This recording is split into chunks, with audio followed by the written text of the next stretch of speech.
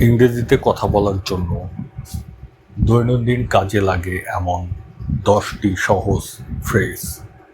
Number 1, how are you doing? কেমন আছেন?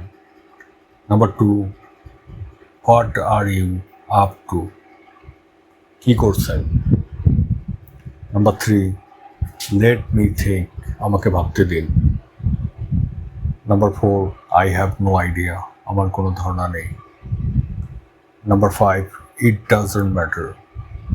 আমার কিছু যায় আসে না। Number 6, that sounds great.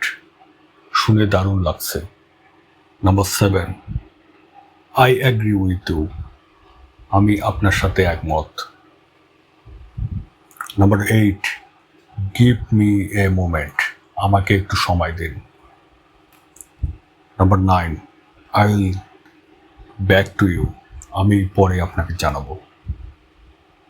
Number 10, take care. নিজের যত্ন নেবেন। Thanks for watching.